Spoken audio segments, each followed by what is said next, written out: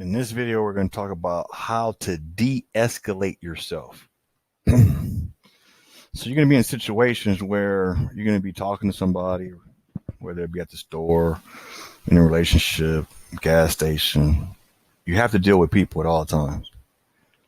And you may see as you're talking that things start to escalate into an argument where you see it's getting out of hand, right? Or you find yourself getting upset. Okay. It's okay to get upset. But once you realize you're upset, it's your responsibility to do something to de-escalate the situation, to set a boundary, to take yourself out of that situation. Okay. If you're at a restaurant and you're ordering food and for some reason you get into it with a lady, rather than trying to force something, say no problem, just walk out, go to another restaurant. That shouldn't happen. I'm just giving you an example, because you never know when these things could happen. If you feel tension, you don't feel the right spirit with somebody, they're in a, you just don't get along with their spirit, you don't have to patronize that person. You get in with an Uber and you just feel like there's some negative tension in the air, just say, hey, you know what, let me out. I'm gonna cancel this service. I'm gonna do something different. Don't feel obligated. But if you feel like you're starting to get anxiety in your chest and stuff like that, and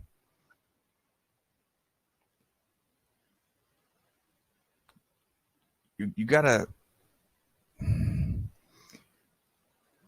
don't make any sudden moves.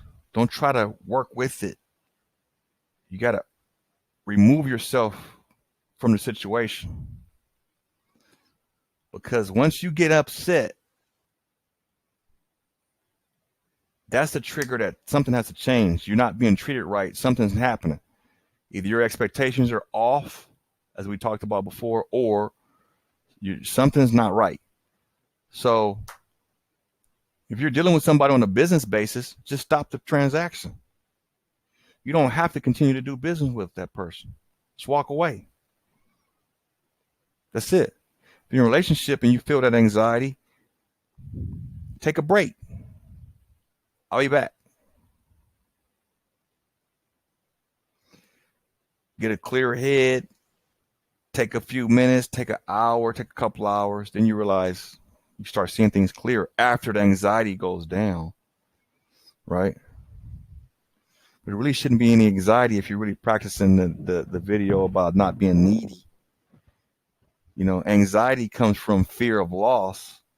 And if you're not worried about losing anything, then you shouldn't really have any anxiety. People should be able to do whatever they want to do, and it doesn't really faze you, because you're going to do what you want to do. You want permission. You want to have the right to do what you want to do and make the decisions for you that protects you. If you want that, you got to let other people have that same right. And sometimes they're gonna make a decision that's best for them that goes contrary to what you may want. But it takes two people to want the same thing. And if someday they don't want to do something that you don't want to do, they have that right. Y'all will try to work it out, but what was I talking about? De-escalate yourself. Yeah. You got to have a healthy respect for your anger, because the anger can turn into rage. And we already know what happens when it turns into rage. Don't allow it to turn into rage. See, because once you get to rage, the rage takes a life of its own. You'll be doing shit that you don't even know you're supposed to be, that you don't even want to do. It's like taking over your body. So you got anger, right? That, wait, something's wrong. I'm not being treated properly. Something's off. That's supposed to signal to you, set a boundary. Okay, this is it. I had enough. I don't want to participate in this behavior, so I'm going to remove myself from the situation. And you decide how long that is.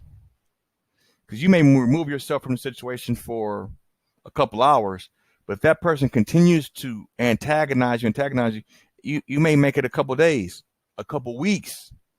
You have to decide what's best to protect you.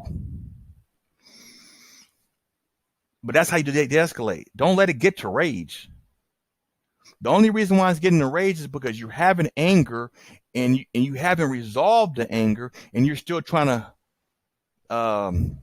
operate within it.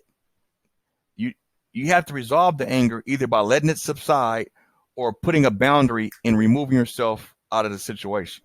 If you keep trying to stay in it, it's going to turn into rage, and that's when rage wants blood. Rage is looking to hurt, and you want to stay away from that. So de-escalate quick. Take a break. There's nothing wrong with taking a break. Not feeling good. Feel something in my chest. I need a break. Break contact with your partner. Let them know, hey, I'll be back a couple hours. Break contact and then leave. You know, once you get your thoughts together, then you can communicate by text, whatever. But it's your responsibility to de-escalate yourself. Because now that you know the dangers of what rage can cause, legal problems, hurting people you love, stuff like that, don't allow yourself to get that far. As soon as you feel it here in your chest, remove yourself. It's that simple.